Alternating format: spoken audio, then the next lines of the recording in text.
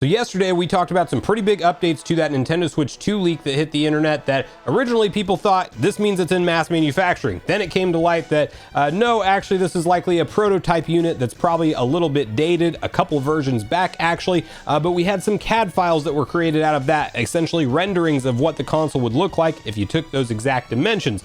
Well, now we have a Chinese YouTuber with a actually very large following speaking out on this and actually taking it upon themselves to 3D print a model based off of those CAD images and the exact dimensions that were leaked out from that prototype unit. So the thing to remember before we talk about any of this is that while there was some debate on if the CAD files were fabricated or not, or if the prototype unit was a legit picture, the consensus has become that the leaked images of the prototype unit are real. They were paid for with a hefty price from some kind of manufacturer who was working on putting together these prototype units. The dimensions for the console and the supposed finalized size, at least based off this prototype model, are officially out there. And then there was a 3D artist that created the CAD files to essentially just give you an in-depth render at what this looks like if it were all put together, shown off in front of you. Well, now we have to take a look at the 3D printed model that, when held up next to the regular Switch that we have today, the Switch family of consoles, this thing is potentially massive. We're talking very close to Steam Deck size. I know we've heard that thrown around in the past, and if you think about 8-inch LCD display, how large the footprint of the device would actually need to be to support that, yeah, it does seem large, but when you see it in this video, just the actual difference compared to the base Switch, it might be just as surprising to you as it was to me. And there's also some claims that I'm not going to take as credible. I don't know this individual or how much of a track record they have with anything, but apparently they had this CAD file for a long time and were able to create the 3D printed model well in advance, but are just now choosing to go live with it now that this is out there. They're also claiming that a reveal is happening within a very specific time frame, so we're going to get on the same page with all of that. Before we do, make sure you like, subscribe, and turn on your bell notification to join Sunbro Nation if you're new here. And we have to first start off by hopping over to our gaming leaks and rumors, where you can see a summarized post of what this individual has put together, and then we're going to look at the YouTube video directly as well. First look at Nintendo Switch 2 3D printed. Famous Chinese YouTuber 3D printed the Switch 2.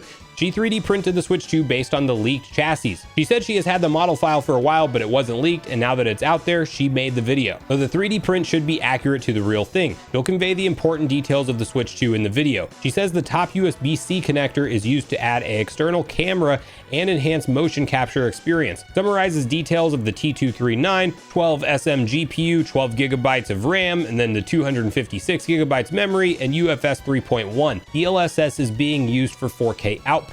She says that there will be a presentation next month. Okay, so now to hop over to the video, and you'll be able to, hear some of her audio in the background and a translation, real time with YouTube feature, which is nice to have, actually, the captions that now translate from different languages. But what I really want to focus in on here whenever we get to the right moment is just the side-to-side comparison with the existing Switch OLED or base model that we have today, because again, I knew this thing was going to be big, but it's kind of surprising to see it when it's all 3D printed out, held in a hand, just the actual difference between the two. So she's going through all of her different spiel with everything. We will try to get to a point where we're looking at the side by side. So I'm going to skip forward just a little bit here.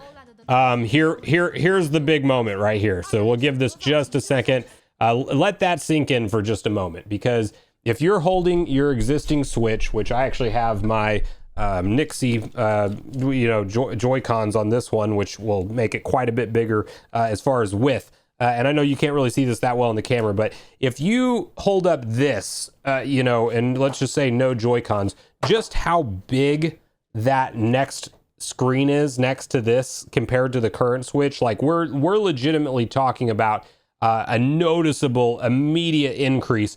For people who thought maybe the colored buttons are going to need to be there just to differentiate the console, no, this thing's going to look like a whole different console when you're holding it actually in your hands, just because of the size. Like, it's going to be immediately noticeable that this thing is Switch 2 based off of just the overall footprint. So again, another great, absolutely great representation here of just the difference between the two.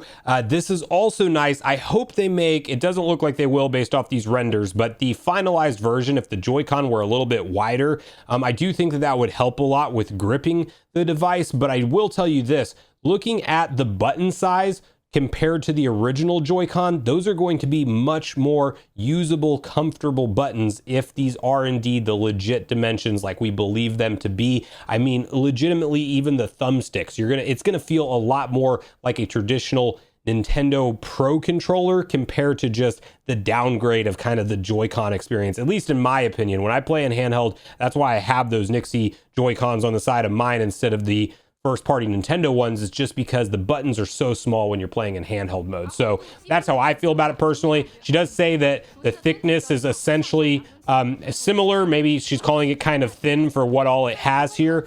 But nonetheless, I mean, I would expect a very similar thickness, but just the overall size of it. If you've held a Steam Deck, if you've held a ROG Ally, we're probably realistically talking about that in terms of the overall footprint of this device, which is just massively bigger than the Nintendo Switch. Like, I knew we were talking about 8-inch display this whole time, but to really see it held next to the next one, to the current family of Switches, is really impressive when you just see it kind of in all of these different angles. So again, if you had a Switch today in front of you while you're watching this video, if you want to get a accurate, somewhat accurate, if this is to be believed, size representation of what we're going to with Switch 2, just focus in on that and see how much bigger this device is compared to what the previous model is. So if this is to be believed, and again, we don't know if this person has inside connections or not. This is definitely a new channel to me. Again, pretty sizable. I do believe 284,000 subscribers.